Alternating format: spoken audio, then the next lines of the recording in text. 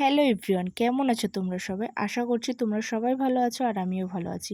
রিমেশ ব্লগে নতুন একটা ভিডিওর সঙ্গে তোমাদের সবাইকে অনেক অনেক ওয়েলকাম জানিয়ে নতুন একটা ভিডিও শুরু করছি। আজকে সারাদিন কি করি না করি, টুকিটাকি কাজবাজ যা করি সেগুলোই তোমাদের সঙ্গে শেয়ার করব। আর কোথায় যাই না যাই সবটুকুই তোমাদের সঙ্গে শেয়ার করব। তো দেখো, সকালবেলা উঠেই ফ্রেশ হয়ে নিচ্ছি একটু টুকিটাকি কাজবাজ করার জন্য। তো বন্ধুরা, আমি ফ্রেশ হয়ে একদম ফ্রি হয়ে চলে এসেছি এখন একটু কাজবাজ করার জন্য।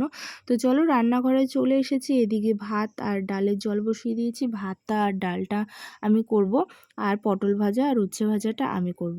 দেন শ্বশুরমশাই বাজার থেকে আসবে, তারপরে মা যা রান্না করবে করবে, মাছ আর কি, মাছ ঠাছ যা করবে করবে। আর এদিকে আমি পটলটাও কেটে নিচ্ছি, আর এদিকে আমার উচ্ছেটাও কাটা হয়ে গেছে। তো কি বলো তো বন্ধুরা, সংসারে সারাদিন যদি তুমি কিছু করেও থাকো, তাও দিন শেষে গিয়ে তোমাকে একটা কথাই শুনতে হবে যে কি করেছি। তো যাই হোক, অনেকেই অনেক কথা বলবে, তো সেসব কথায় কান না দেওয়া পাবলিক আমি। তো ওইসব হেসে উড়িয়ে দেওয়া পাবলিক। তো ছাড়ো, বাদ দাও। এদিকে আমার পটল ভাজা উচ্ছে ভাজা হয়ে গেছে, দেন ডাল সিদ্ধও হয়ে গেছে। এদিকে আমার ডাল হয়েও গেছে দেখো। আর এদিকে পটল ভাজাটা আগে করব তাড়াতাড়ি করে, কারণ আমার ছেলে পটল ভাজা খুব ভালো খায়। আর পটল ভাজা আর ডাল দিয়ে ওকে সকালের ভাতটা খাইয়ে দেবো, দেন আমরা পরে খাওয়া দাওয়া করব। আর এত গরম পড়েছে, এত গরম পড়েছে, আমার তো আর কিছু ভালোই লাগছে না। তার মধ্যে গাইস, কার আমার মতন এমন শরীর খারাপ হয়, ঠান্ডা লাগে বলো তো? এদিকে হচ্ছে মায়া মাছের ঝালও আমার শাশুড়ি মা রান্না করে ফেলেছে, আর এদিকে রিঠা মাছও রান্না হবে। তো আমাদের বাড়িতে কিন্তু দুই পদের মাছ ছাড়া কোনোদিনও রান্না হয় না। আর এদিকে গরমকাল, আমের টক না হলে হয়?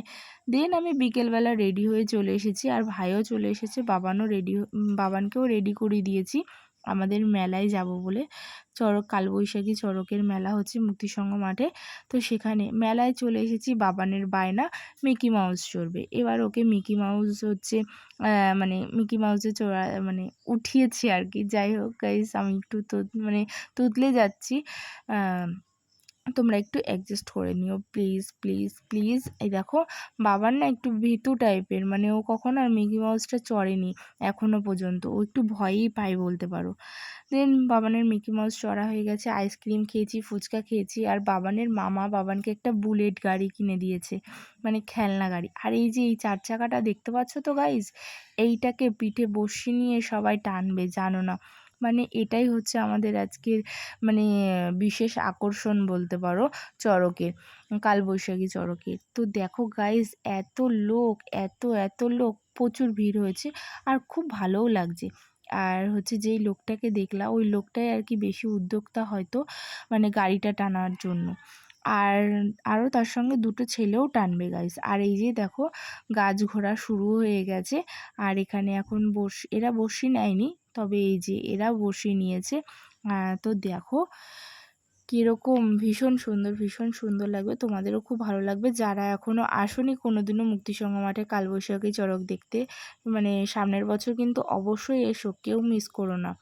আর এই যে এইদিকে দেখো, পিঠে বড়শি নিয়ে গাছ ঘোরাও শুরু হয়ে গেছে।